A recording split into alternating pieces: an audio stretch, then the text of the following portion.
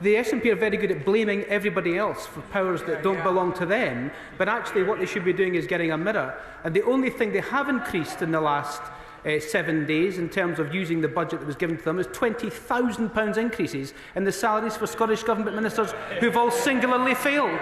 So the university sector in Scotland has never been in a worse state. It's in a state of crisis. There's job losses, both compulsory and voluntary, being contemplated right across the whole sector in Scotland. And it's young Scots that are paying the price. To balance the books, the Scottish Government is limiting the number of young Scots who can go to university, and this is forcing universities to more and more rely on recruitment of students from overseas. And I have to be clear about what this means. It means that often Scots are sitting at home unable to access a place, whereas students from overseas with lower qualifications are getting that place. And does the Secretary of State agree with me that Scotland's young people must be supported and the university sector must be fully funded in Scotland? Thank you, Mr Speaker. Can I also thank my honourable friend for this question, but also for what he does to support higher education in Scotland. Thanks to the SNP's higher education financial crisis, too many Scottish students, as he says, are missing out on places. Labour is committed to ensuring that Scottish students of all backgrounds can access university, and that can only be achieved with a new funding settlement which protects our world-leading universities and gives any Scottish student who wants to pursue the university route the opportunity to do so.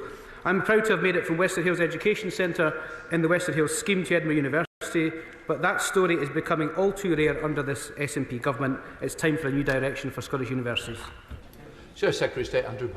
Thank you very much, Mr Speaker. Can I associate myself with the remarks on the passing of His Holiness Pope Francis, and also wish all those not fortunate enough to be born north of Hadrian's Wall a very happy St George's Day. Now, whilst not quite a graduate of Aberdeen University, the Secretary of State is, like me, a beneficiary of a Scottish university education. Scotland has some of the finest and most respected higher education establishments in the world, but as we've seen last week at Aberdeen, in warnings from the University of Edinburgh, and most starkly at the University of Dundee, where over 600 jobs are being shed to make emergency savings, the current funding model overseen by the SNP is failing our institutions and our young people. On that, I know we agree, but will he also acknowledge the devastating impact on Scottish university budgets of his own government's national insurance increase, adding £45 million to their salary bills, or will he continue to defend this job-killing anti-growth tax on workers?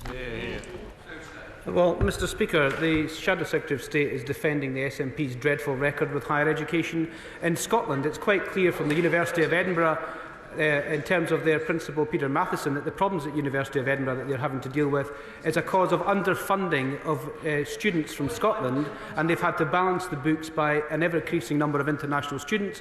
The number of international students at Edinburgh University, as an example, is still going up, but isn't going up as high as projected, and that is the major cause of the financial problems at Scottish universities, and the Conservatives do well not to hide behind the SNP and support them in that process. Christine Jardine, Liberal Democrat spokesperson. Thank you very much, Mr Speaker, and can I associate myself with the comments that the Secretary of State made about the death of Pope Francis. I also agree with much of what has been said, in a rare consensus with both the Honourable Member for Edinburgh South West and the Scottish spokesperson for the Scottish Conservatives. Many universities are extremely concerned about the funding situation. Many of my constituents who are employees or have children at Scottish universities are concerned, particularly following the news of the 600 job cuts at Dundee University. And I have spoken to the principal of Edinburgh University, and he is also concerned about the funding model. It's the funding model in Scotland which is failing everyone. So can he please tell us where he is going to discuss with the Scottish Government how they can make changes, put pressure on them to do so. But I also have to say that the national insurance changes are not helpful. So it would be helpful to Scottish education if we could have some changes there as well.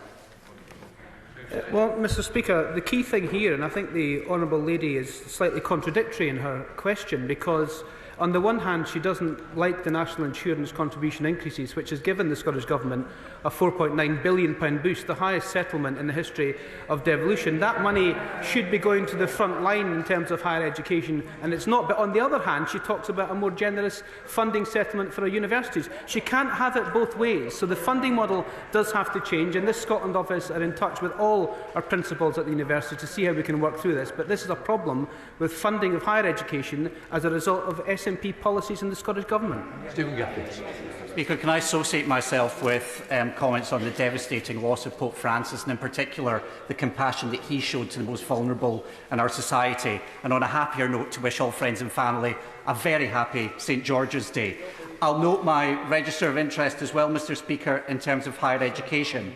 He will know that the biggest financial impact on higher education in Scotland have been Westminster policies, which is why the sector in the UK is facing some challenges. National insurance increase, Brexit, that I know he passionately opposed or used to anyway, and the hostile environment. Now, Mr Speaker, Labour found common ground with Michael Gove in terms of sticking him into the House of Lords, but they also found common ground with him about his commitment to decentralising migration. That's had a particular impact on the higher education sector, not least in Dundee. That's been the biggest financial hit. Can you let us know what progress he's made on that commitment by Scottish Labour? Mr Speaker, can I also just say to the honourable gentleman our deepest condolences to the loss of Christina McKelvey. I think that's the first time we've had Scottish questions to you and all your SNP colleagues. Mr Speaker, again, the honourable gentleman and his colleagues in the SNP voted against the budget, which delivered £4.9 billion extra for public services in Scotland. Some of that should have gone to frontline services, including making sure that our higher education sector was funded properly in the Scottish context. The SNP are very good at blaming everybody else for powers that don't belong to them, but actually what they should be doing is getting a mirror. And the only thing they have increased in the last 7 days in terms of using the budget that was given to them is £20,000 increases in the salaries for Scottish Government ministers who've all singularly failed.